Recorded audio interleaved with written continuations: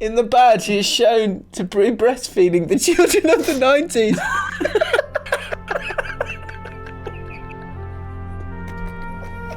There you go. Circle. Football. We're talking about football for a bit. yeah. So when you scrub along, you've seen it. That's genius. So there we go, guys. Now's the time. I'm going to do it for too long, just so that you know. Now's the time. So scrub along. You're not going to miss this. Like, what a mess. He's on a huge money, 350 grand a week, and then 400 if you're talking about bonuses. I read, and then I don't know if that's true. And he's on it for 3 years. Willian on 220 grand for 3 years. It's madness. One person that I think could get victories now in a team that obviously is clearly sort of imbalanced, but also could have a long-term future there, for me, is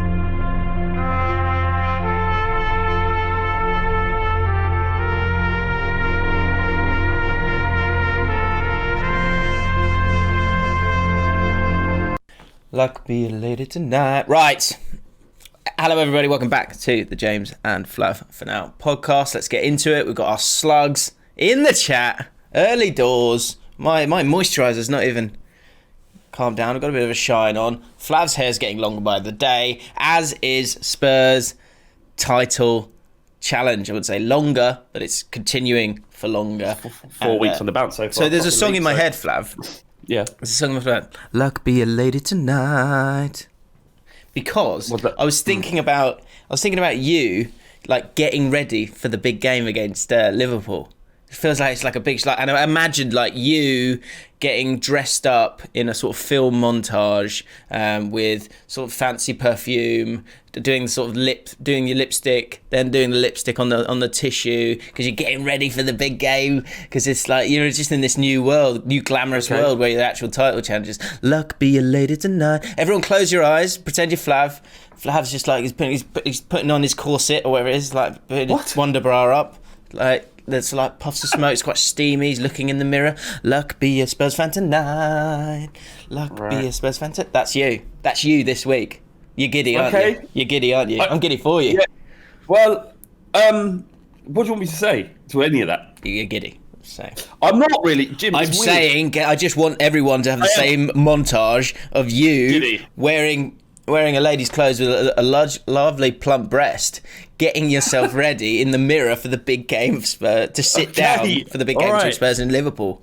25 points meets 25 points. It's exciting time. I'm giddy. Okay.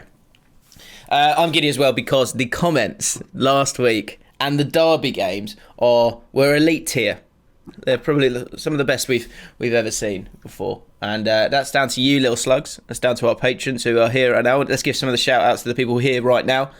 Dan! with two A's. With two A's is it. Luke Ball, James and Flav community page, my guy, Lou. Rab's here. Catherine's here. Chris is here. And we've got some new patrons as well, Flav. What? That's right.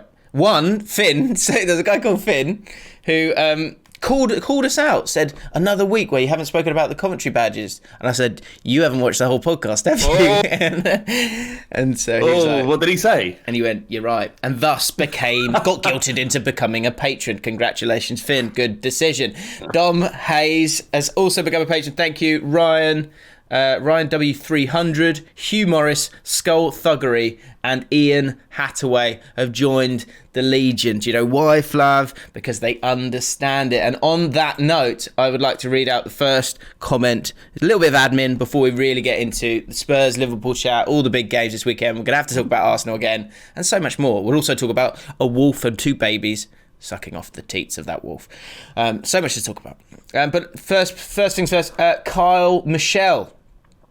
I think it's Kyle Michelle. Hard to watch this when the first 10 minutes you didn't even get to talking about football. Out you go, Kyle. Before we go any further, this one's not for you, son. I'd like you to leave. How dare you?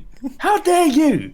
You took time out of your day after you clicked on the thumbnail that has football on it, right? Flav, can I just correct you there? We've taken time out of our day to bring you on a plate high quality football chat, and you don't get it, son. So leave.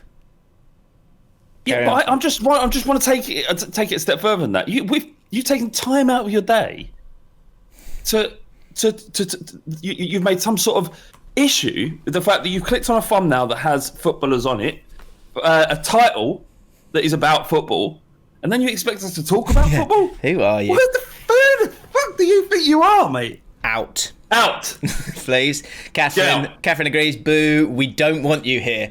I couldn't agree more. Well put, Catherine. Now, good little bit of admin there, Dad. Kyle, just to say, once again, off you go, son. You can have a 1-pod ban, and then you can come back next week if, by some miracle, just clicks your head and you get it. And an apology, I think. I'd like an apology as well, actually. Quote of the pod. Onion Bag said, quote the pod, they're really into the football, whereas I'm just into the goals and that. This is the exact reason this is my favourite football pod. 42 likes. It's true though, isn't it? The best thing about... Like, so you're not into that, imagine football without the goals, just the tactics and that. It'd be crap. Well, it would be most games I do a half-time, full-time reaction on. I'm on this horrible rung where I keep getting 0-0s. Someone said to me, can you tell me which... Someone asked me, when are you doing your next half-time, full-time reaction? I think it was Big Slash, who's watching my Twitch stuff. And he said, I said, I'll probably do, I might try and do the Liverpool Spurs game if I can. He went, okay, great, I can put a bet on for 0-0. 0-0. Yeah. Phil Penny, quote of the pod, I don't like football, I like winning. Brilliant. And hopefully, Flav, this it feels big, doesn't it? Feels big, the Spurs-Liverpool game. Your dad has a dog field. For you. No, it seems huge for you. You're doing the no, it's just another game, You've walked into an AFTV parody where you're pretending you're doing a post-match interview. Well, you're not, Flav. You're sitting here with me, and you're allowed to be excited. I absolutely am completely calm because we're going to run through Liverpool like a train. You're going to run... No, it's going to be more like a bus, I think. They're going to run into the bus. No. You think that's what's going to happen. You think you know football. You don't. We're going to run through them. Really? We are going to tear Liverpool a new one. It will be a horror show. There'll be kids crying in fucking Corby. Is that a place in Liverpool? Probably. Yeah. There'll be children crying their eyes out. Why? Why has this happened so close to Christmas? Why do you always go to kids? Why do you always go to kids? The best thing in the world is children. The results are so humiliating that's why we need the crowds back. That's why we need the crowds back, because I haven't seen a single child in bits because their team's just got lost. There was a great one. We still share it on the Fighting Cocks Twitter. A little kid, Arsenal kid, crying after they got beaten some game that they played. And it's not just like a single tear. He's going, like, bawling his eyes out, like he just heard some horrendous news about something really bad. And he's like, ah! And honestly, one of my favourite pictures ever. Yeah. I mean, some fans will be back in... hang on, is it at Spurs? It's at Spurs, isn't it? No, Anfield. It's at Anfield. So there will be fans of this. There could be small children ready to cry for you, Flav, which would be wonderful. Let me just get my last quote of the pod out from last week. So if you missed last week's pod, it was very good. We had the conclusion of the Sunny love story. We've got some more birds in that this week. And we also looked at the Roma badge, which we'll be looking at again, trying to get some answers as to why the Roma badge is the Roma badge. But Peter Winfield said, quote the pod, we are the wolf tit lovers. We are the wolf tit lovers. Just let that hang there. We are the wolf tit lovers. The Chief of Slug commentary quiz didn't really get off the ground, I'll be honest. but Denzer still continues to he seems to be policing it more than Tom Cribb, so I'm happy to just let this one go. I'm not sure how much entertainment there is in it, if I'm honest. So Denzer, you just crack on, son. Appreciate it. Doesn't do anything for me, to be honest. Yeah. Comment of the week. Clarky Beast. Just checking in. Just a thought. I love this, sorry. Hang on, I just realised this. I wrote this yesterday. I was honestly crying reading the comments in the Derby games last week. The Derby games are so... Anyway. Clarky Beast. Just checking in. Just a thought. You never see a seagull in a tree. Yeah. You don't. I've never seen a seagull. It's probably something to do... Seagulls got webbed feet, haven't they? Yeah, think so, they got web feet. Yeah. So they're not like you won't see a duck. You don't see a duck in a tree, but do you? Anything with web feet, they're not going to be up there. They need Really talent. You see chickens in trees sometimes. Do you? Oh yeah, they go up there. They go up there. Pop up there for a bit. It's like a balcony, is it? They consider it like a balcony. Just go there for they're just off the ground. Yeah. Off the ground. I just thought that was mad. I thought it was mad that the point that he made, but also I thought it was mad that he decided to tell us that. You ever see a seagull in a tree? I'm all for that. I want bits of information that I can share with other people. They can use in other football podcasts. Yeah. Yeah. Michael Mayer, being mentioned on Jaffin is more exciting than it sounds. So well done, Michael. You just got mentioned again. Rick K. If you need a pod to change your life, this is it. What it's added to my life, you say? Well, I now sniff my phone before calling my mum. Game changer. That's the weirdest thing you've said. And you've said that a manager had to leave a position because he'd bummed the children, which of course is not true. And that's the weirdest thing you've said. Yeah, I don't know. Check out last week. Flav revealed live on the pod that Ole Gunnar Solskjaer sniffs his own phone before making phone calls. What? Just weird, isn't it? It's weird. It's well weird. What made you do? Where's that come from? Was that like I don't know. Joachim Low thing? Maybe, yeah. It's the subconscious. I don't understand where it comes from. I think it could be that, but it's just a weird thing to do, isn't it? Imagine if you just like. It's just funny that because he's like a public figure and he's like really important in his job, but he's got this weird little kink of phones. Do you think Joachim Low, like in private, when he's like safe and he'll have a little itch and an itch and sniff, shall we say? He then he can't enjoy the itch and sniff that he clearly used to love because he now goes, why did I do that in front of people? Just sort of like he gets caught, his hand just sort of just disappears and he doesn't know what's going on, and then he has this moment of realization in private that yes, I did at the World Cup pick my bum and sniff it. Sniff it. What was he doing, man? I don't know. He's got to be so angry at himself. There's no one. That's not on anyone's shoulders. There's not, politics, like things like the Brexit deal and stuff like that. I'm thinking, surely there's nothing. Surely now you got to hold your hands up and go, this is a mess. But they'll find an excuse from somewhere. But Joachim Low, there's nothing. There's no way you can find an excuse to blame someone else for you picking your own bum and smelling it. Yeah. Yes. Yeah. Or maybe he's just like so strong-willed and so confident about himself that he just doesn't care. Yeah. My fingers. That's probably the only road you can go down, isn't it? How about you mind your own business? Yeah. Well, yeah. You concentrate on your own ass. If I want to pick my own bum, my bum, not your bum, my bum, then I will pick my bum. Yeah. It's nothing to do with you. Just get over it. Get over yourself. Yeah. If I want to pick my bum, I will pick my bum. Yeah, you concentrate on your own arse. Yeah. I'm just busy winning the World Cup, right? I need to do stuff. I need to get on with things. Guys. We've concentrating on other things here, aren't we? We're out to win the World Cup, right? Yeah. Let's keep our focus. And then the whole German national team, like sat in rows, are all just going. The captain. It's like I get it, and probably for the good of the tournament, we should move on from this. But I'm still not sure we should be doing that, Gaffer. Anyway, where are we? CM Stewie. Comment of the week, or one of the comments of the week. I tend to listen to this podcast whilst doing the washing up, and on the odd occasion, my girlfriend will have a quick listen. Good.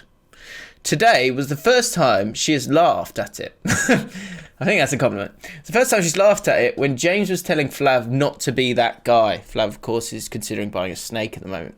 Unfortunately, she lost interest instantly and left the room when she heard, "We've got a guy with a spoon." Do you remember we used to get told off at Ball Street for making videos with too many in-jokes? Yeah, do you know what though? I really don't care anymore. I realise that we're right. We've got it. No, I just like it's just funny, isn't it? Because we're just like finally able to just do stuff because there's no one else out there going, yeah, that doesn't make much sense. Don't care. I honestly, it's really flicked on me, because before it would be, you were like, let's just say what we want, and I was like, we can't just say what we want. Now I'm like, I really don't care, and this is my place. This podcast is my place now to say your happy place, where say what I want. Well, like, because I do like football, and I will talk about tactics. Or you do loads of that. I do loads of that, but I'm not doing it here. not here, not now. Thank Christ, this is so liberating. Good. It's shit, innit? James, football's shit, innit? Let's just say. I mean, it's a slog. I'll tell you, it's a slog. It's so shit. Shit. What are we all doing? Why is everyone so interested in football? Yeah. So shit. Well, and do you know what? We'll get to, because we'll talk about Arteta, because last week on the pod we spoke about him and like how many games has he got, and I was like, he's still probably got about 4 or 5. It's amazing. It's amazing how one defeat cuts that time in half. Actually, it doesn't work. Like, it is a really good game we've created there, because you can't.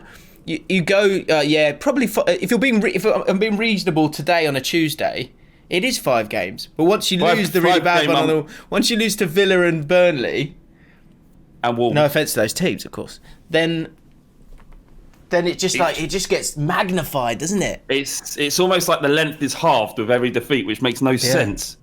So how many games right now does Arteta afford to lose? Can I read this one last comment, because then we are into derby games, and there's some really good Arsenal ones, so we'll do it there. Little tease for you there. Matt Robson. Matt Robson. Do you remember Matt Robson from last week's podcast? No. He was chastised in the comments because he was. Someone said to him, "What have I won? What have you won?" No, but and he went, "What do you mean?" What have you won? No, seriously, what have you won? Because Matt. So who said that? Because he was saying it to someone like, "You can't criticise him because what have you won?" If you are the person who said what have you won, I've deleted that comment, so I can't find who it was. But yeah, what? No, he'd said something like that, and it was a bit unfair. And someone went, "Okay, that's enough." No, and he went, "No, I'm serious. What has this guy who's commented won?" So we asked Matt Robson what has he won. Well, Matt Robson, what have I won? He said in a couple of letters. Question mark. James, I won Leicestershire Young Referee of the Year 2020. When I was in year 4, I won the 2012 Best Main Course Award in the entire school, beating the year 5s and 6s by cooking Jamaican jerk chicken. I won the under 13s Managers Player of the Year at my local football team, despite being a goalkeeper in the year in which we got promoted.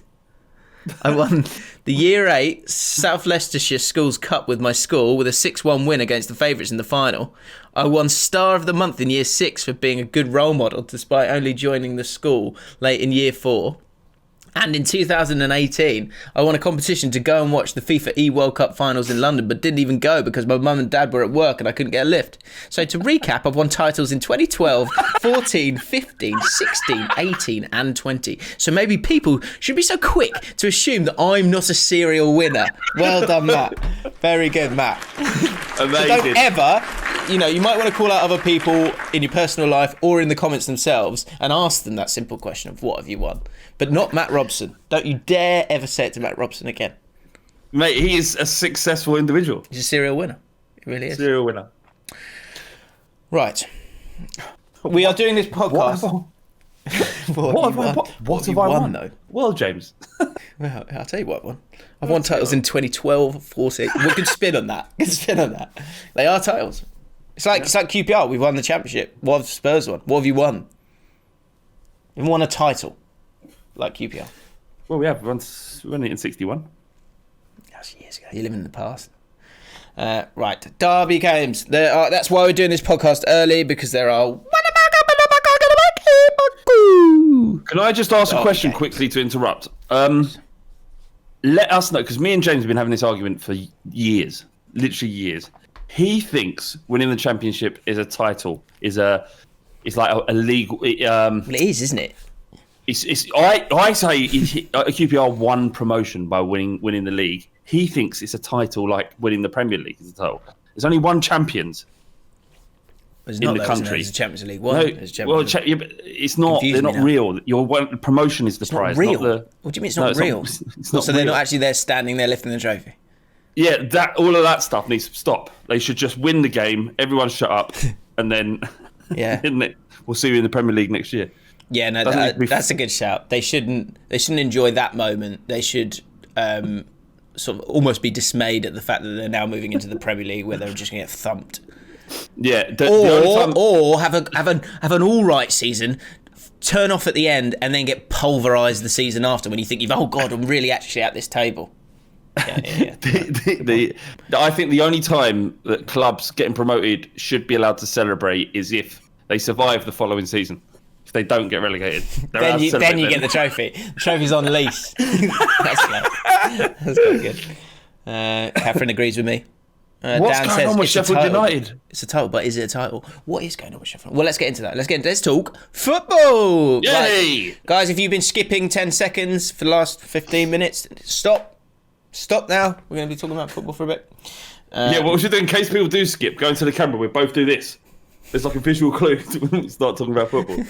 Okay, do it again. Just so people have got it. There you go. Circle. Football. We're talking about football for a bit. Yeah. So when you scrub along, You've seen it. that's genius. So there we go, guys. Now's the time. I'm going to do it for too long, just so that you know. Now's the time. So scrub along. You're not going to miss this. That's class. Mark 88. There's quite a few Arsenal derby games this week. Arsenal play Southampton. Arsenal versus Southampton is the "We used to be you" derby. Because Southampton, of course, in top 4 right now, flying. Great name. Arsenal fighting relegation. Can Arsenal end up going to Arsenal? I think something's going on there. We can show you Matthew Dawson. I think this might be a bit in the podcast. I wonder if every week, and this might not be able to happen, but the Paul Rudd derby. I love that meme. You know, he's like, "Who would have thought it? Not me." Yeah. That's Arsenal versus Southampton this week is the Paul Rudd derby. Good work there, Matthew. It really is. Southampton are probably a bit surprised. I think we all expected Southampton to do all right this season, but maybe not this much. And Arsenal versus Southampton is also the Theo Walcott "Look at me now" derby. Up yours. Look at me now, and he's playing as well. Oh, he's playing. Mate, how funny is it if Theo Walcott? I mean, funny, probably heartbreaking for Arsenal fans, but I mean, come on, it's all good fun. If Walcott gets a hat-trick against Arsenal and gets him relegated, it would be absolutely wonderful. We'll get some relegated. Can they go down? Can they go down? I mean, it can go down, can't they? They can go down. Of course they can. Isn't it amazing how, when you're not playing well, you just cannot see any redeeming qualities in any of your football team? Like Aubameyang, what the hell happened to Aubameyang? He was really good. Honestly, guys, I don't say if you're an alien, you just dropped down onto the planet, and you're like, you're like, the one thing we do have on planet Zibagov is we play football like you guys, and I've been watching any good games I should be checking out, and then you go watch Arsenal for a month, and then you're sat down with him going, enjoying Arsenal? Well, no, obviously not, they're rubbish. That Aubameyang's useless. And I go, he was actually really good about 6 months ago. You know when he signed the contract, I was a bit dismayed because I was hoping he'd go and join Barcelona or PSG. You know, I said they should have sold him because they need the cash. They actually needed the cash really badly. Yeah, but at the time it would have been madness because they just won the FA Cup. They're absolutely, like, everybody tipped Arteta to do well for Arsenal this year. Like, maybe top 4. Yeah. And it's not just that they've been poor, they've been alarming. Like, there's no chance in the history of me being alive and watching football, in all of that history, the decades, that I would have switched on Burnley against Arsenal from the beginning, especially when they play at home, Arsenal playing at home. Because why am I going to want to watch Arsenal destroy Burnley? That would be a terrible thing to spend my time doing. I switched it on because I was convinced that Burnley were going to win. That this is the first time I've ever felt that way. I'm looking forward to every Arsenal game as much as I am Spurs game. In fact, the Spurs games are really stressful because when you're at the top, Jim, I'm not sure. You won't know this, right? But when 2010, 2011, won the league. I remember, I was there. Well, actually, you might do then, because it was like a lot of pressure to get into the Premier League, right? Yeah. Every game felt so important. Every single game, and especially when you're at the top, like we're at the top, that all the other teams around you are really good. Whereas in the Championship, 80% of them are guff, aren't they? It's probably the best league in the world. But I mean, I enjoy it because it's just chaos. Yeah. But the stress, a massive amount of stress on watching your team, and you're just thinking, because deep down, all Spurs fans know that this is gonna fall away. We're gonna just slowly just fade, probably over the season. And if it happens, when it happens, it's fine. It's absolutely fine. But right now, even though you know that at the back of your head, you're still thinking, can they? Can we win the league? Can we do it? And you might say, well, absolutely not. And you might be right too. But at this moment, it's high pressure, high stress, and thank the Lord Arsenal exists to give me some light relief. And do you know, on the 15th of December, today, legitimately, you could be living in a season where you win the league and Arsenal get relegated in the same season. I think you stop then. I think you walk away. This podcast ends. We don't. It doesn't get better than that. It will never get better than that for you. No, it's over. It's over. And I'd take it. I would take if it meant I never was allowed to watch another football match again. You'd have to change. You have to change profession.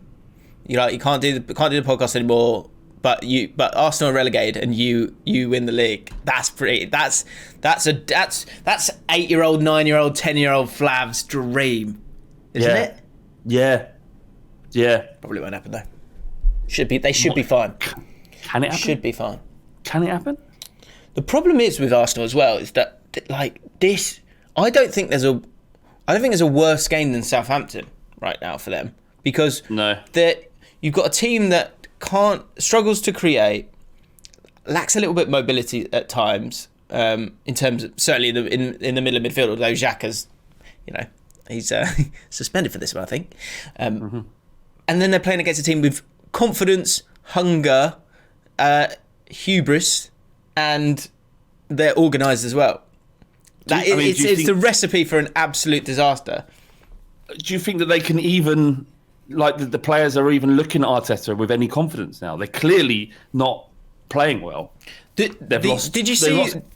Sorry, go on, go. They've lost so many games already, 7 games. There's reports that Socrates and Ozil still have massive influence over the squad. Both two players that Arteta doesn't fancy. There's what was it? One. There was just a series of things, these tweets from inside the dressing room that it's very bad. There's clearly got to be problems there when you've got the amount of centre backs that they've got. You've got and also Arsenal fans are looking for this a little bit, but like things like, because when you're going, okay, this is wrong. What could be a factor that could either change it or is the reason for it? And people are looking. So you do look at Socrates in terms of like the players that aren't being involved that could be making the dressing room toxic, or Ozil not obviously being involved when you've got no creativity and you keep putting crosses in. The reason you keep putting crosses in is because you haven't got an attacking midfielder playing in your team. Or then the other one was the great hope that was Saliba, that everyone thought that he was going to be getting involved as well. And so you've got all those three players are not even in the. I don't know if Socrates is in the 25, but the other two certainly aren't. And so that is an easy thing to kind of go and find. But actually, if they have to be there, that's the other thing. With say Saliba, they wanted to bring him on. You've got, for Arsenal, they're playing 2 games in a week, and you're in between that. How are you supposed to kind of allow a new player to sort of bed in and get involved and improve and develop when in between the sort of recovery, you're probably setting up a team for the next game, like especially when you're playing a Thursday to a Sunday. So he can't get anywhere near the first team. Like it's a real problem. I still personally no good comes from sacking Arteta for me. Well, it does if you get in Hasenhüttl or Allegri probably. Allegri's, where are they getting? How are they getting? I don't think they're getting Allegri. There's only one man that I actually think. Hasenhüttl maybe is maybe one, but We And know Hassan the man. Hüttel's probably got a little bit more experience than Arteta. Well, he A definitely lot more, has. tons more, yeah. Yeah. But there is one man who can do the job who hasn't got one at the moment. We know his name. Sam Say it, Allardyce. Jim. Sam Allardyce. yeah. He'll keep him up. He's got to. Yeah, it's about time. Bring him in. Just get the job done. There is one person I think I said him before. I think I said him before Emery, because I was like, I remember saying, I actually think this guy would be better, and then you can bring Arteta in down the road if they wanted to do that. And to be clear, I actually still think, having looked at like the contract situation at Arsenal, you're not totally gonna fix it by getting rid of Arteta. So I'm like this generally, but I would actually just stick it out.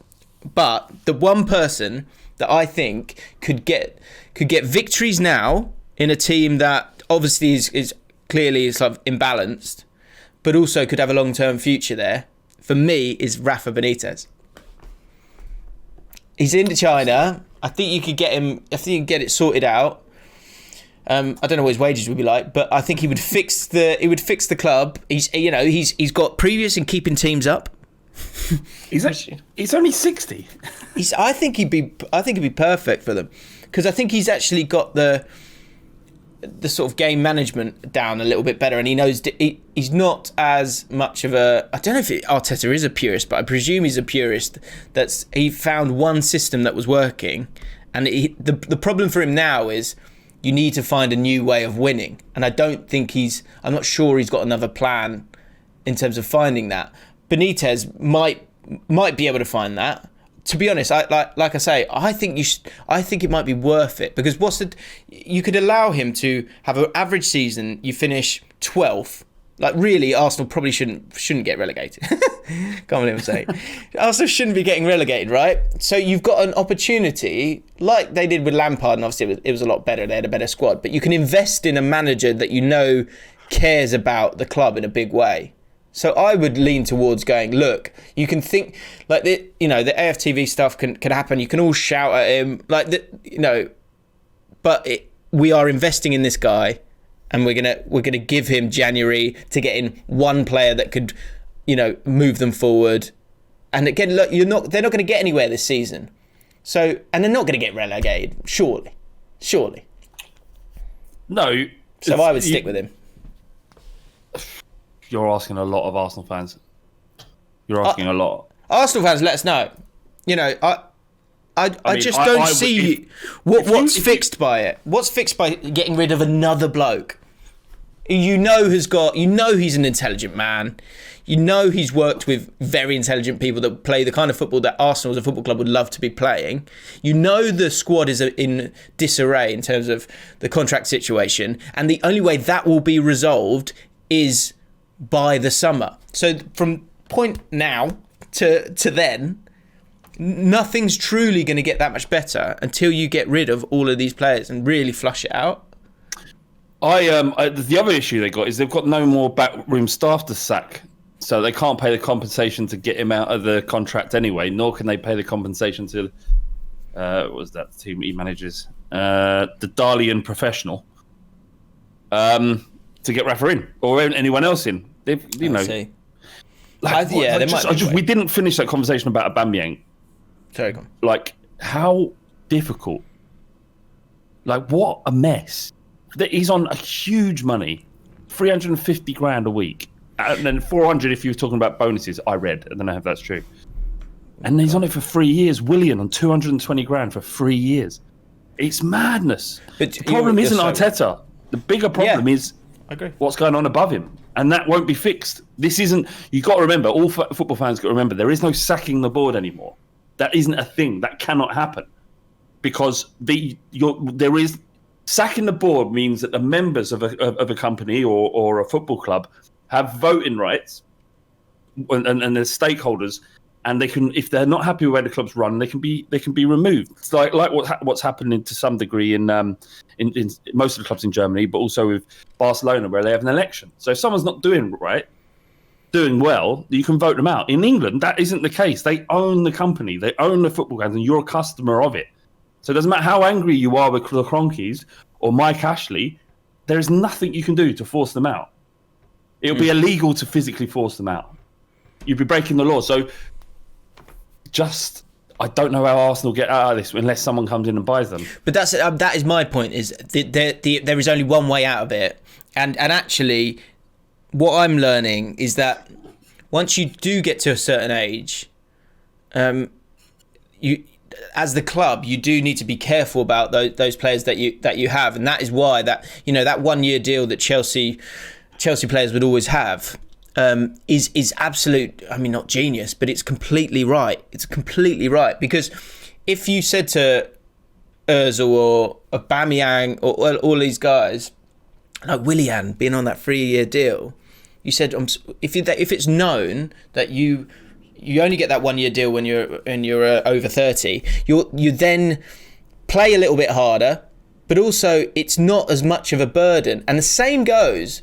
As much as it goes for Aubameyang, the same burden kind of happens with someone like Lionel Messi, where everyone in the summer was going, oh, you can't get rid of him, you can't get rid of him. Barcelona are in such financial ruin now, and it's so short-sighted from them, that they are now going to ask Lionel Messi, who wanted to leave a year ago in a team that needs completely flushing out as well, they're going to ask him, oh, if you want to stay at Barcelona, we need you to take a pay cut. Because what they've done as the years have gone by, every 2 years, he goes up to them and go, actually, I want this amount. And they go, well, we can't let Lionel Messi go. And it's ego. And that's the problem with Arsenal now. You've got Xhaka on a long-term contract who has always not been really up to it. Like Aubameyang's the same one. Aubameyang, they shouldn't have given him that kind of deal. Özil, they shouldn't have given him that kind of deal. Sanchez, they shouldn't have given. I don't know if Sanchez they did it, but it's such a mess, and it's not Arteta's fault. And Arteta didn't ask for the Özil situation. People, I saw something. I'm going to go. Oh, Pepe and Xhaka now. People looking for patterns. Pepe and Xhaka now. That's on Arteta. It's not on Arteta. It's on the players. It's on those moments. Since Arteta's reign at the club, they've had more players sent off than any other team in the league. But I don't know what it means, Jim. I bet you most teams have been like that, though. Yeah, it's just luck. It's just you can't put any blame. Xhaka's done this time and again. You can't put blame on those kind of sendings off on the manager. You can't. It's just not fair. But it's also discipline, isn't it? It's about how much discipline is instilled in the players. How do they help them to keep their cool? Maybe if you remember Arsene Wenger's most successful years, Arsenal were always the most ill-disciplined team, and that isn't a criticism. True. Yeah. They would pick up more yellow cards because they were so physical and they had so much fight, and it was the right kind of attitude. It was the right kind of aggression. You picked up yellow cards, but so what? You dominated the game. Teams were scared to play you, that kind of thing. Mm-hmm. Whereas this is petulance, which I think one or two you can't account for, but if there are many more, then you've got to just say that. And the thing is he's so young. Are you saying that you're putting on Arteta's door there? No, I'm not saying that he's responsible for these single acts of petulance, but if it continues to happen... But Vieira used to do that, like you just said it yourself. Yeah, but his aggression was different, isn't it? Was it? I remember him pushing Ruddock or losing his head at Roy Keane or whatever it might be. Well, once or twice over an entire career, maybe, but... Xhaka's been doing that before Arteta. And he'll do it after Arteta. I don't know why I'm fighting. I don't know why I'm fighting. Yeah, you're probably right. It's not his fault.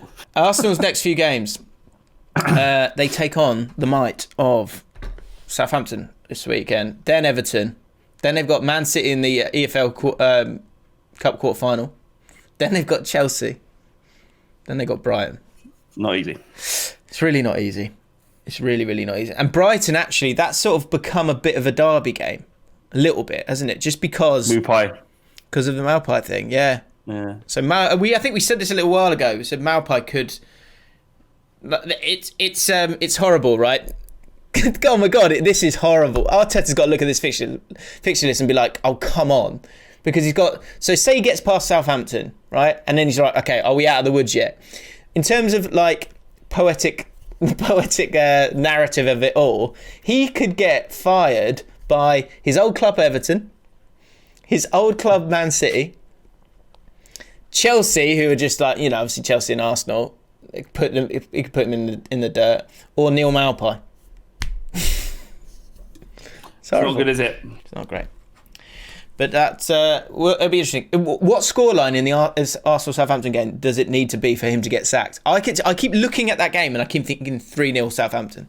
Yeah, 3 or 4-0. I think it's going. I think it's going to be a bit of a trouncing. I think he hangs on if it's 2. No. If he loses against Southampton, he's got to go. He has to, in my opinion. If I was a fan of Arsenal, you can't. If he loses to Southampton and Everton, then there is no more conversation. Arsenal are in a relegation dogfight. You can't lose 5 on the bounce. No manager survives that, really. I kind of agree with you. Like, I think Southampton, maybe if it's like 1-0 or something, like you need a response. You need improvement. They just don't see improvement. Yeah. But Southampton isn't a great team, like you said, for all the reasons you said at the beginning of this football conversation. Okay. Not the only derby game, of course. Let's go. We've got it's Newcastle Leeds, which of course Nico no Keizoku. Sorry if I got that wrong. Newcastle Leeds is they used to leave a bit of taste in your mouth, but their past recent troubles have made them likeable derby. The Newcastle Leeds or any teams, it's funny how we are sort of the ebb and flow of your hatred towards or your dislike or your like for a club. It's funny, isn't it? Like if based around style of play, gusto, storyline. Managers put storyline and media influence as well. Yeah, and also if they are being severe underdogs, but being important, a huge word here, crucial word here. You've got to be plucky. You must be plucky at all times if you want to get some love from neutral fans. Dennis Cregan's. Oh, sorry, go on. Well, yeah, it's just like firstly, Newcastle have always been indifferent to, and Leeds I will dislike until the day I die. I hope they go down. There you go. Dennis Cregan, who's back. He's our NHS nurse. Applause for him. And all our workers. What a man. Did you press a button and did the sound happen? I did. Okay. Villa versus Burnley is this week's. This would be a lot more entertaining if both teams wore their home kit. So he reused the one from last week, which was I think it was West Brom. Newcastle, another week of chaos. David Cooper, quite a few so many Villa Burnley derbies this week. David Cooper, we are bored of everyone making the same joke about us having the same colours, so can we all think of something different, please? Straight off the back of the last one, which is a shame. Adam Lewis, Aston Villa versus... I laughed at this one because of the last 2 words. Adam Lewis, Aston Villa versus Burnley. Both managers drink gravy, wear string vests, have pasty chests and meaty breath. Derby. Meaty breath. Yeah, I get it. Love it. Meaty breath. And it's like steak and kidney pie breath. Is it? That's what it is. And you got to be careful because if they burp, you know, like the burp, like it's like a hydrogen bomb. But my old man used to. This is what he'd do when he'd go out for a piss. This is typically, and he'd be having a piss. I could hear him piss in my bedroom, and then he'd go. What, it just burps. Yeah, but that's the way you'd burp. Leak it out. He would just be exuding gases and fucking piss from everywhere. Just letting it go. Conor McLeod, Villa versus Burnley. I like this one. Does David Cameron support us? Why doesn't he support us? Derby. Burnley fans obviously should be fuming. Of course, David Cameron supports both Villa and West Ham. But what about Burnley? Why doesn't he support Burnley? Let us know. Ollie Sach, Leeds, who's one of our patrons. Leeds versus Newcastle is the sleeping giants derby. It's true. The big question with that is, how asleep are they? They're still fast asleep. If they get into sort of like Europa, then one eye sort of starts to open, a bit sleepy eye. They get into the Champions League, they're like that. Oh. I feel like Leeds are Newcastle are sort of like they've just had a heartbreak and so they're in bed and they're sleeping and then they don't want to get up. They're like, no, I'm going back to sleep. Leeds are a bit like, huh? So they're sort of like, oh, Where have we been? One of them ones. Huh? So when you drink... That is the niche joke we've ever had. That is, I don't even think we've even said that in the main pod. That might have been behind. Flav's got a 15-minute podcast. Oh, is that where it was? Yeah, where we speak about sleeping for 15 minutes, and that will all make sense if you go and check that out. Leeds versus Newcastle is the Leeds versus Newcastle is they're good for the league, that lot. Always bring a strong away support. I hate when people say that. They bring good away support. I don't care. Is that because QPR doesn't? Well, no, It's a we do. piddly amount. Do Jim, do you remember that time we took the piss out of Wigan on I now manage them in Football Manager, so I feel like I've done my bit. No, just so people know, you got the tone completely wrong. You said, look at these shitty little Wigan fans. Only 13 of them made it down from Wigan. So I wasn't thinking. Got it really Thursday wrong. night, and Jim you're attacking the people that made the effort. I know, it's so unfair. So unfair. Yeah, I realised. Did you delete the tweet? It was my early days of Twitter. I was like, you're supposed to post things, aren't you? I didn't know what I was supposed to do. Sean Grice says, Leicester versus Everton is both teams should be challenging for top 6, but only one team ever does. Derby. So Everton always drift away. Everton, come on now, Everton. Don't spoil it now. You've got a good squad there. They beat Chelsea, didn't they? They did. Jamie Walsh, Leicester versus Everton. Good one, this. Is the elderly relative indulgent snack derby. The Foxes biscuits versus the Toffees. Marcus Bones, Fulham versus Brighton is the undoubtedly predictable but somewhat disappointing next appointment for the England job, managerial derby. I think both of those would they be in the hat if Southgate left and you wanted an English manager? Parker versus...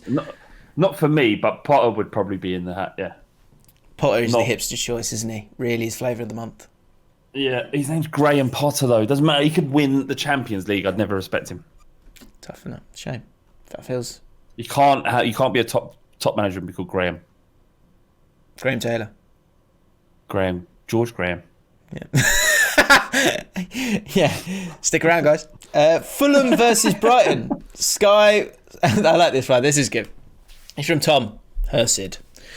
Sky will say they're great for the league with young managers trying to play a positive brand of football, but after losing the majority of matches by Christmas, then they will be told that they were naive, a championship side, not good enough to play an expansive game. Derby. So true. So true. That's what I love about Fulham and Brighton. They have a go at the opposition until they keep losing, and then it's naive. James, what do you think? Just out of thought, what do you think the shittest name is in football?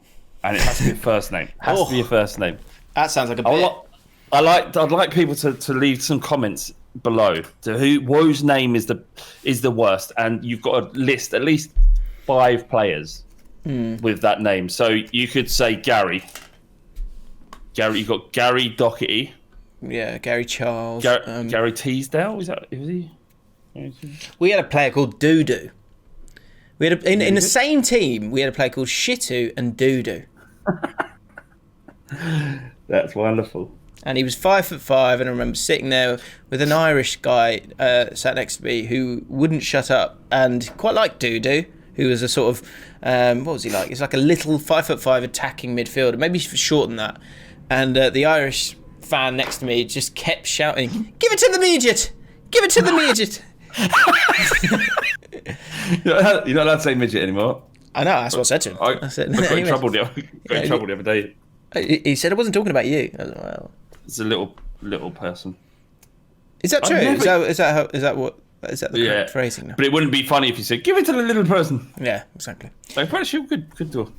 Bailey Hall, Fulham versus Brighton is the Anthony knockout. Did reasonably well for both teams before they got promoted, but as soon as they reached the Prem, they binned him off back to the Championship derby. There is, we used to have, what was it called, Room 69, which was the sort of foyer of indifference almost, of someone that you just kind of fed up with. There's a whole corridor of Championship players who are too good for the Championship and not good enough for the Premier League. Cameron Jerome. I love this. Springs to mind. Cameron Jerome did better than most, though, and David Nugent. Kevin Phillips was good enough, but then once he hit about 32, then became too good for the Championship, but not good enough for the Prem. Let's know those as well. We need a name for that. The Championship corridor. It's the... I don't know, actually. Don't worry. Jim's real estate. Eubanks Blake. Eubanks Blake. Yeah, that's good. West Ham versus Crystal Palace is the. Everyone thought our managers would do a terrible job, but in retrospect, they're doing quite well. Derby. West Ham are doing really well. Well done, David. Yeah. Well done, David. Good for them. City versus West Brom is the It's a Wonderful Life derby. Slaven Bilic is Pep Guardiola if he never met and fell in love with Barcelona. That's quite good from Jay. Do you agree with that? Do you think if Pep didn't find Barcelona, he would be Slaven Bilic? No, because it's their mind, isn't it? I can imagine him wearing like a leather waistcoat with an earring and a bit of stubble and smoking. I can imagine Guardiola being that guy, being into sort of like 80s Gambling. rock music. Yeah. He'd have a habit. Yeah, getting into bar fights. If he hadn't met Barcelona and understood the wonder game the way that he does. And finally, Tinface87, thanks for this. Wolves Chelsea, of course. It's the Cat Dog Derby. Probably shouldn't put that Cat Dog Derby. Nice. Probably shouldn't put that last. Right, wow, mad takes. How's Pookie doing? How's what? Pookie, how's he doing in the Championship? He's doing all right, actually. Norwich is smashing it, actually. It's good of him to stay with them, though, isn't it? Yeah, probably could have got the move, I guess. Mate, they're all still there. The bulk of them are still there. Buendia's there. So what are they? Are they gonna? I think they bounce back. Yeah. Yeah, for sure. But are they going to spend this time, or are they just going to go back up and just go? Nah, we're not going to spend and go. Is Fark still their manager? Yeah. Yeah. That's the way he talks, isn't it? All right. I'm so happy with the boys. He's like a German Guardiola, isn't he? Yeah. I bet he's done some bad things. We must take our chances. That was quite good. I imagine he's done some bad things. Do you? Yeah. So wait, going back to Joachim Low, he would itch his bum and sniff it, and then like some of the players would give him a funny look, and then he would just go, yeah, and just walk off. Start chewing on his finger slowly. Right, that will be. So let's call it now. Football-wise, in terms of heavy football chat, that's the end of the. That's the end, guys. So we do the circle, please, Flav. Thank you. That's the end. So funny. Right. Wow, mad takes. So if you hear someone say something beyond stupid regarding football, and they're just trying to chip in and get involved, or they just had a nightmare, please get them in the comments because they do make me laugh. This one is very good from former England manager Peter Taylor. You said you look like you're about to say something, Flav. I know. I was just going back to that thing with the ball. It's actually good for people who don't want to hear the football chat as well, because then they know where we stop. So yeah, either way, it hurts our retention. Fantastic.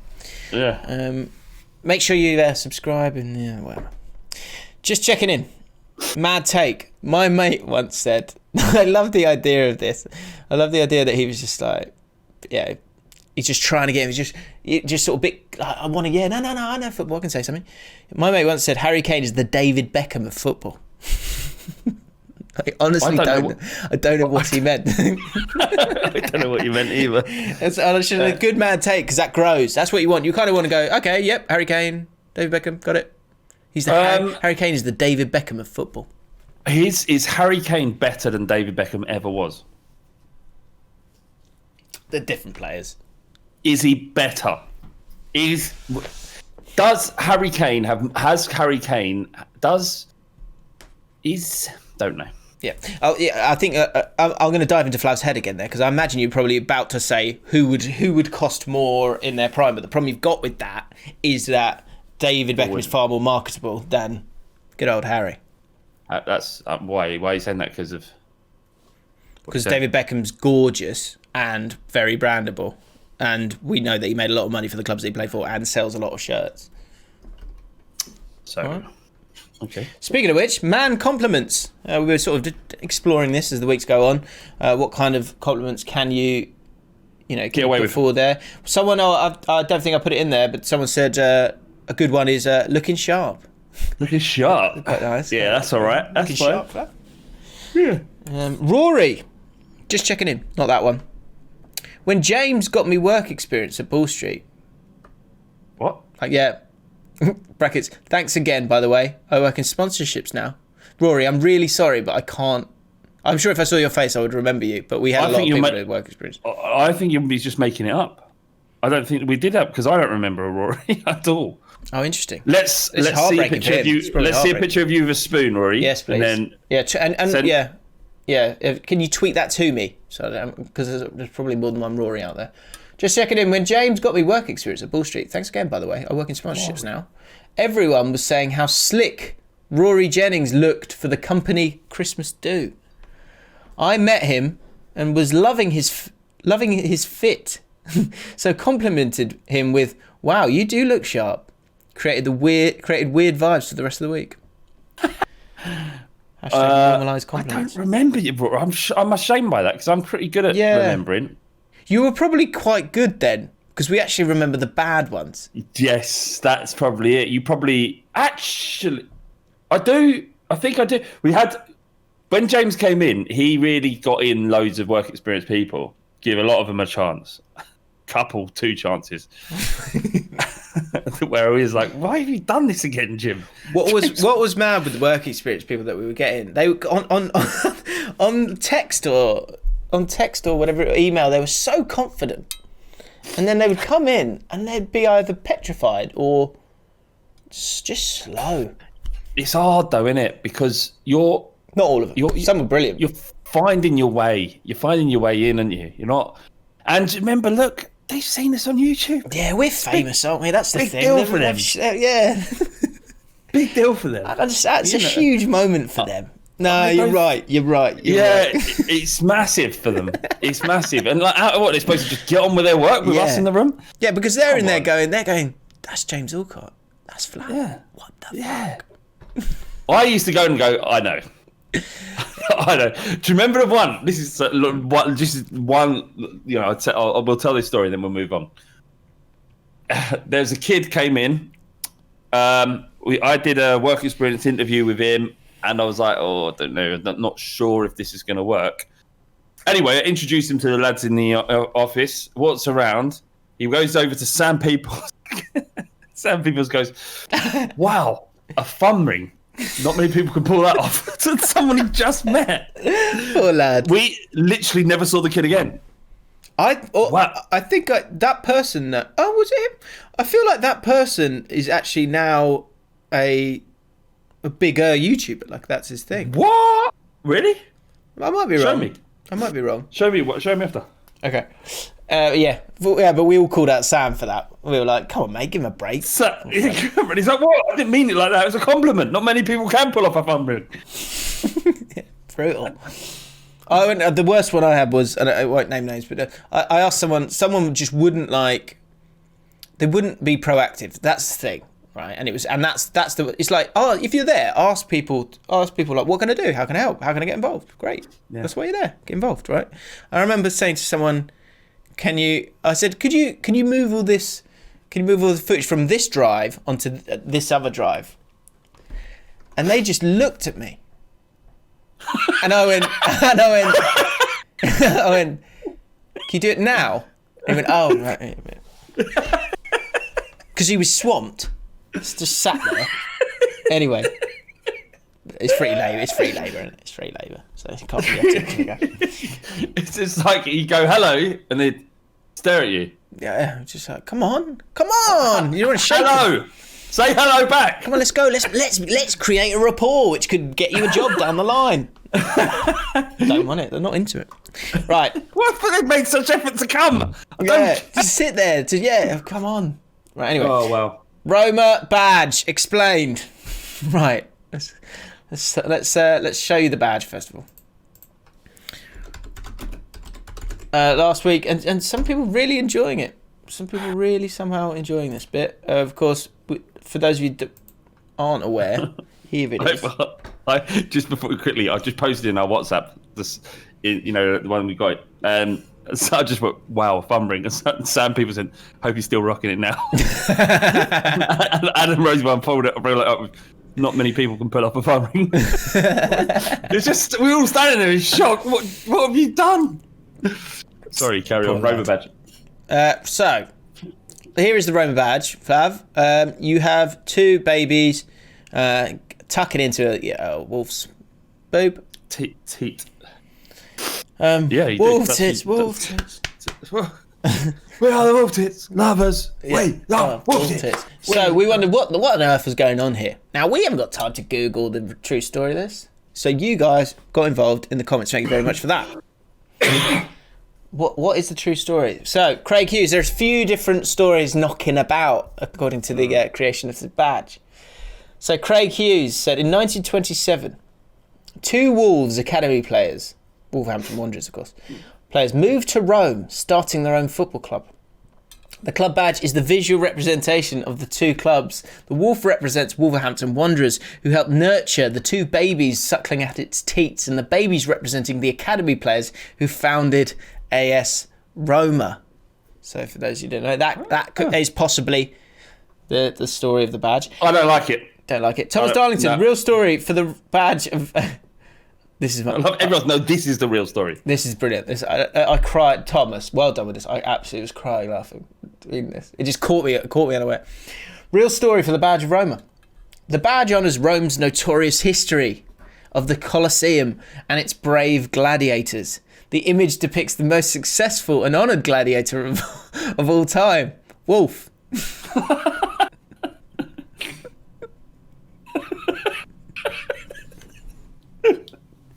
Wolf.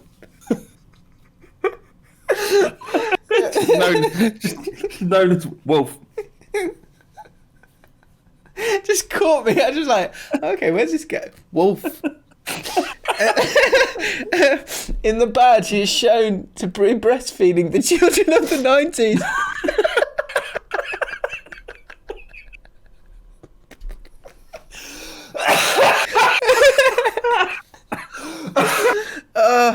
With wonderful sporting entertainment, a goal Roma as a club strive to one day achieve. Hopefully we can reach the heights of Wolf on the old rings. You know when you had to go and get the other guy. Yeah. So the whole of the Roma Football Club is based on Wolf from the Gladiators. In the match, shown to be breastfeeding the children of the 90s. Really good. The real story. Just checking in, Luke Reese. Just checking in, lads. Thought I'd research what the meaning is behind the Roma badge. Here are my findings. The crest of AS Roma itself is notable for the wolf adorning it. This symbolises the foundation myth of the city of Rome, Romulus and Remus. The legend goes that the twins' mother, Rhea, was forced to abandon her children when her uncle, Amulius, seized power of Alba Longa. The babies were part gods. Baby who were part god. Of course they were. Should we shut that? This feels a bit weird. What if we make them gods? Let's make them gods. Yeah, all right, chuck them in the river then. We're thrown into the river Tiber, but Tiber maybe. Were carried to safety and raised by a she-wolf, who brings them up and feeds them. The wolf seen on the crest of AS Roma, but is not the end of the story. Romulus and Remus, with the help of a shepherd and his wife, grow up to and finally realise their true origins, going on to kill Amulius and restore their grandfather Numitor to the throne of Alba Longa. Romulus and Remus wish they found their own city but disagree as to the site, so get a priest to decide. They continue to quarrel and fight, with Remus being killed. Romulus, the victor, founds his city among Palatine Hill and names it Rome. Sounds like bullshit. Yeah, far-fetched for me. Too far-fetched. Yeah. But I prefer the one before. Much more likely. It's just bollocks, isn't it? I mean, do you think there's any Rome fans going, no, it's real. It's real. Liam Cowling said, Flav wanted this one in there. So the short version of this, actually, let me just read that. Red Rum, he claims that Rome badge is based on Romulus and Remus, who were two brothers who founded Rome. They were thrown into the river by their great uncle and eventually found and raised by a wolf. Bullshit. Absolute bullshit. Nonsense for me. It's Liam Cowling, the real story of the Rome badge, Romulus and Remus are the founders of Rome. Supposedly they were raised by a wolf. John Throp replied, or... Or... Hold on a minute. Hang on a minute. Okay, I hear what you're saying. Or It's a tribute to a moment in 326 BC when Rome was invaded by a pack of wolves that wiped out an entire generation of Romans. Consequently, the wolves had to nurse the youth of Rome to stop a socio-economic crash that would have crippled the Republic. This sometimes involved being milked by hungry toddlers. Dunno though, could be what you said. William Thurkell Jones, who's another person got involved in the conversation, he said, less of that, pal. Bit of a reach. John Throp said, I've taken this into account and I may have gone too far. Need to scrub up on my Rome chat. Kenya Dave 1 says, less of that. He's presenting alternative facts. Who's to say what's correct? John Throp came back and said, true. It could still have happened. We weren't there.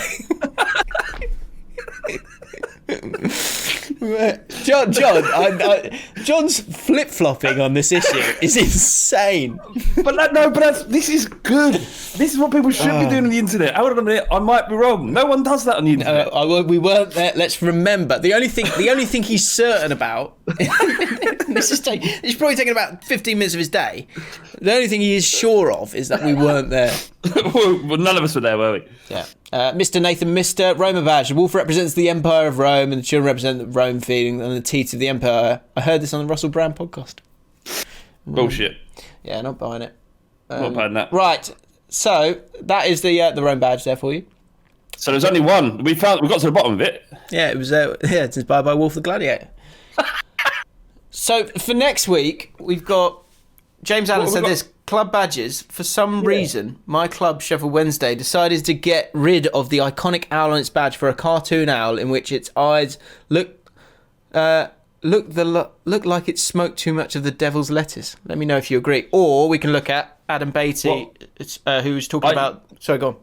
This works so much better if you just say, go and look at this badge. Don't give us your reasons for it. Just say, go and look, and we can make up our own mind. Right, okay, well, so Sheffield Wednesday or Lincoln? Well, Sheffield Wednesday's already told us too much. Lincoln. Okay. Let's have a look at Lincoln. Have you ever... I would imagine you've never seen the... No idea. Okay, here it is. What? What is that? Is that for real on their shirt? What is it? Oh, is this it here? Why is it... Oh my God, so it is. So it looks like a troll of some sort, and he's sitting exactly how I'm sitting right now. He's comfortable in his masculinity, so he's able to cross his legs. What is going on? What does it mean? Where does it come from? Yeah. Why is it red? All right, Cotton Eye Joe. I don't know which one exactly it is. Look, there's so many different options here. Yes, they both thought, well, should we do it again? Yeah. The worst one, the freakish one is... That is mad. That is weird, isn't it? Why is his leg up? Why is his leg up? He's got his hairy body, his head is massive, and he's got horns. Really? And Lincoln, like if you think about Lincoln, you think just grim northern. So they're called the Imps. Is that what an imp is? I think so. I know imp is like I think it's a derogatory word for a little person. So we said midgets and imps in one pod. Yeah. Hopefully it doesn't affect the CPM. Let us know what's the story of this. It's kind of like a shit version of the Red Devils, isn't it? It's like a shit version of Manchester United. Yeah, which is there. You can see them side by side. Yeah. Okay. Bizarre. Which gladiator is that inspired by? I'll tell you what we didn't. So there were no derby games for the Liverpool Spurs game, but there was. Is this possibly a Liverpool crack from Stretch? I do really enjoy Flav loving life as a Spurs fan, acting cocky at the top. But I would like to point out how he kept giving out about unbearable Liverpool fans when they win. Pot kettle. Yeah. Nice try, Stretch. Nice try. I can't believe we haven't actually spoken about that game. What game? We kind of have, haven't we? Spurs Liverpool. Are you? How do you feel about it? Are you nervous? No, I'm fine. Honestly, I'm fine. It's a Liverpool away. It's a bonus. Doesn't even count. If you want a manager to give you the best chance of getting a result at Anfield, we've got him. So what will be will be. Okay. Quick Man Glue United. 3 points off top four. Man United. Well done. No issue. No problem. It's fine. Farhad the Jog. says, Ollie's the greatest manager right now. And then underneath says, warning, the above statement doesn't represent the commentator's views outside of this podcast. Exactly. Yeah. But within it, we're sticking by him. And, by the end of this week, they could be top 4. Right, we finish off with Birds and That. So is this... he's done, and Sonny's done, yeah? Sonny is done. He's moving on. He's taking a breather. He'll come back to us if the flame reignites. AK, the producer, who we saw with a spoon last week. Yeah. And he said he sent us a new one with him smiling, but I couldn't find it. So can you just at me in that, please? Because I'd love to see it. I'd love to see you smile. And actually, Joe, finishing up, because I'm not sure. I don't know what the situation is next week. Obviously, we're getting close to Christmas. Hopefully, we'll try and do a pod, but we'll see. We'll see what happens. We might not be able to. And if we are, there's I can't remember exactly what it was, but there's a couple of comments right at the end which I just thought were a perfect summing up of the pod. Anyway, AK the producer, Birds in that update. The girl (brackets) that I actually like gave me an English book a few days ago to update my notes, as I didn't have mine up until now. My school had been opening and closing for a little while now, and we're currently closed, and I have her book. I texted her about it to see what she wanted to do, and she told me I should come to her house to drop it off. (Brackets) she lives about 10 minutes walk away. I'm going on Saturday, and it could go one of many ways. I don't want to just drop it off and leave, but I don't want it to be awkward. If I go in and stay for a while, I don't know how to go about it. I've asked her if she wants to go through the notes with me whilst I'm there to kill 2 birds with one stone. And she said that she wants to. In our flirting, I love the way he said that. In our flirting, she's told me, I love the idea goes, it's all very like formal. It's like, shall we flirt? Okay, and step to one side. In our flirting? Shall I begin? Yes. In our flirting, she's told me her parents are rarely home. So it is extremely important I get it right when I go. I'm in an FA Cup final, but I don't know what tactics to employ. I'm actually celibate, but I'm not completely opposed to certain things, and I don't know how to go about it. By the way, Smiling Spoon Pick, Smiling Spoon Pick, and one of my songs on the way. Okay, right, I haven't seen it yet, mate. So make sure you tag me in that, or send it. My DMs are open. So chuck it in there. Oh, you've got some other... Oh, sorry. So can I just... Yeah, the comments did make me laugh. And interesting to know what you think, Flav, might be the right way of going about this. So John Simonson said... And where's Denzer in all this? Sorry. But actually, I quite find this funny. Leave a Johnny in between 2 of the pages of the book.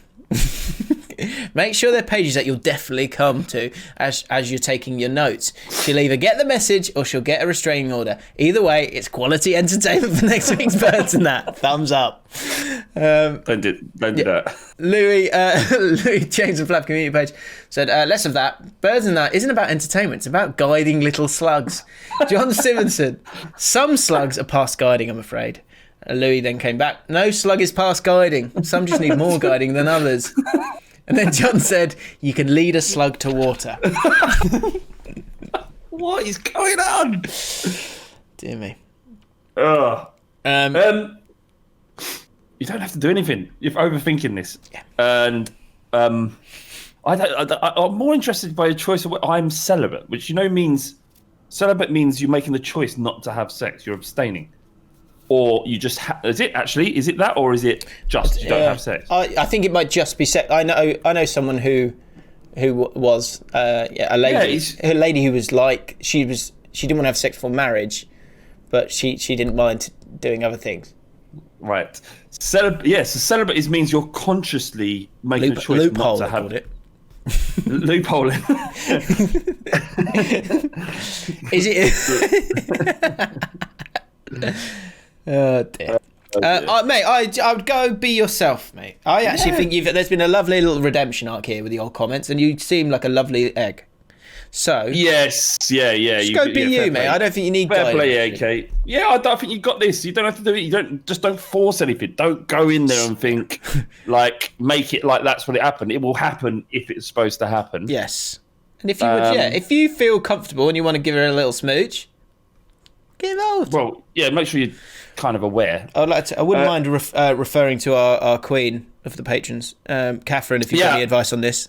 Also, Jim, when you're that young, right, and you're just charged, aren't you? You're fucking hormone.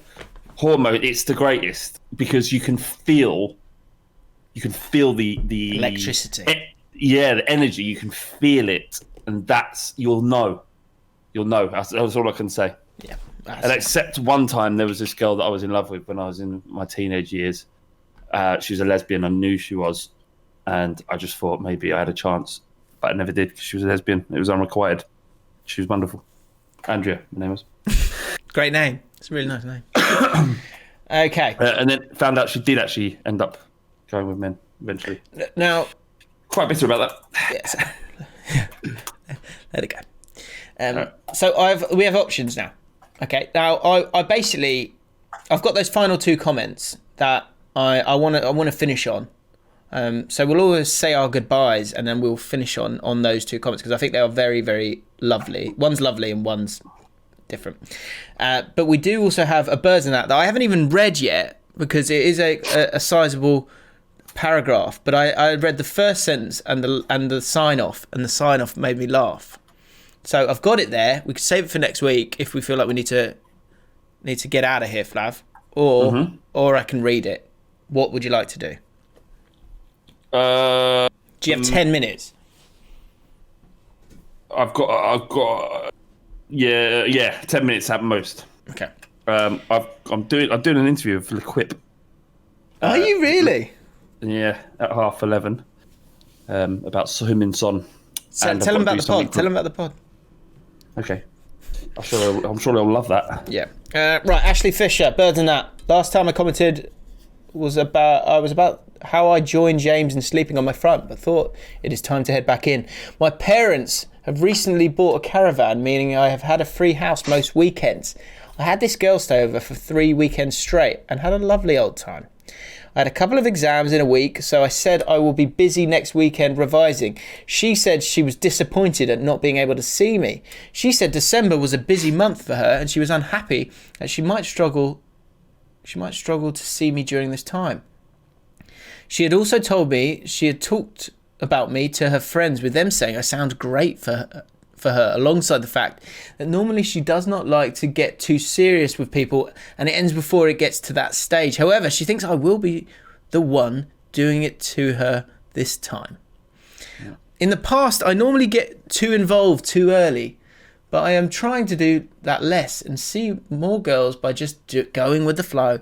We were supposed to meet up after my exam, so I text her saying, let me know what time you will be ready as I will be doing the exam. When I finished, she had cancelled, saying she is not up for it. Replies were very slow in the days after to now, approximately a week after, where she has not replied to the last text I sent. She did acknowledge the slow replies and she was busy, but this continued to no replies at all. My plan is to not message her again unless she messages me first. Instead, I will focus on talking to other girls, going with the new, less serious, more fun dating life I am trying to achieve. However, I do feel some feelings towards her, which is exactly what I am trying to avoid. Is this ghosting, therefore, for the best and time for me to move on? Kind regards, a slug.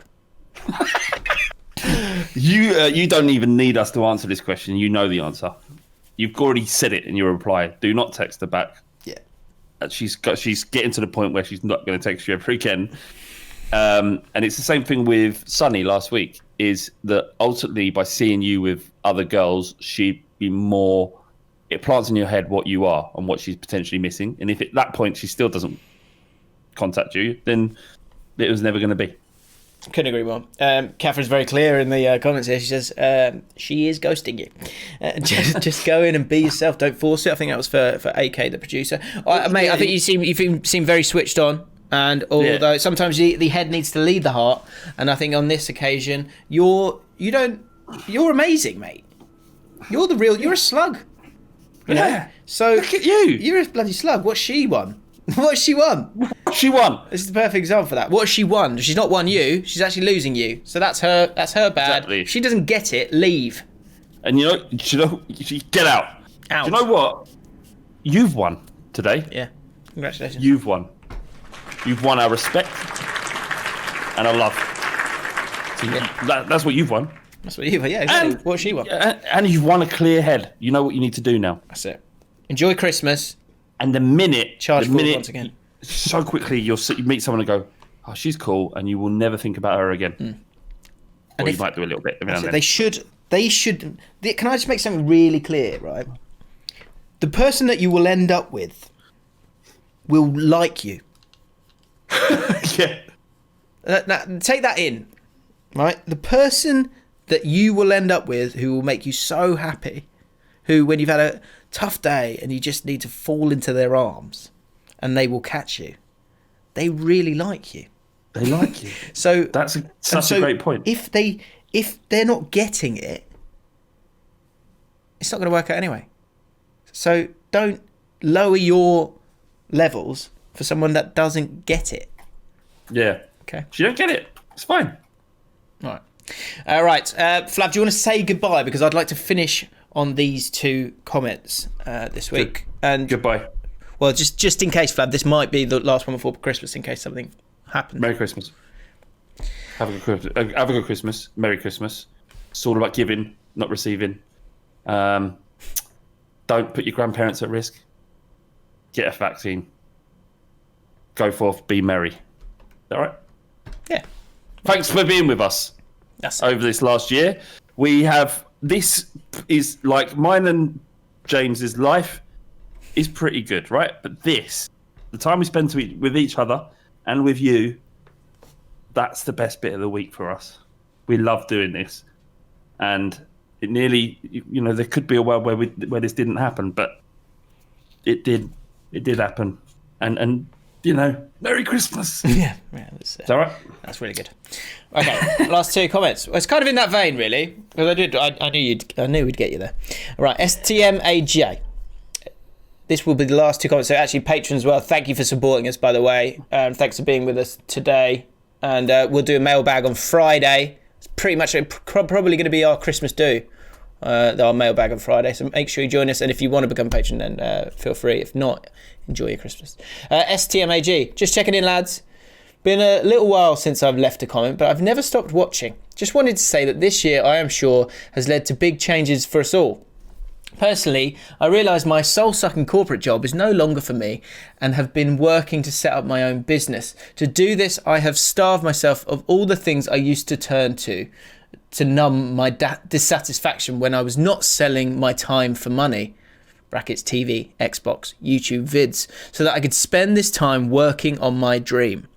The one thing that I still make time for every week is the Jaffin pod. And a few other JLA nuggets of football wisdom, of course. Cheers. It's amazing how easy it is to justify having a lazy evening or hour watching the dynamic duo chatting utter shite. It's weird, it's niche, it's incredibly wholesome, exactly what we need during these tricky times. It's always nice feeling like no matter how negative and isolated life becomes, I'm always still a part of a positive, odd and marginally dysfunctional community of like-minded slugs. The good vibes you give out may only be a small ripple in an ocean of negativity, but these ripples spread to have an impact beyond just those that watch this pod. Every episode I watch puts me back in a good headspace and helps me, in turn, give out more positivity to the people I interact with afterwards. I'm sure this is the same for all of us, and it's actually so important. Appreciation for creatives like you being key workers has been lacking in the mainstream this year, so I wanted to give you boys a shout out to let you know how appreciated what you do is. Anyone for a slow corner clap on a Thursday night? Keep being weird. Keep bringing positivity. P.S. OGS definitely sniffs his phone. Yeah. And a final comment of this week's podcast is this, from Pete Ladd. Just checking in, lads. Random story, but the kind that can only happen in real life and couldn't be made up. The other night, my mum and dad went to bed. My mum took a Fab, the lolly ice cream, or ice lolly, to bed with her to eat before she went asleep. She put it on the shelf above their heads and forgot about it. In the middle of the night, my dad woke up in a panic because the Fab had melted and was dripping onto his head, making his hair and face sticky. He hasn't taken all the Fab jokes since very well. Thanks, and up the Reds.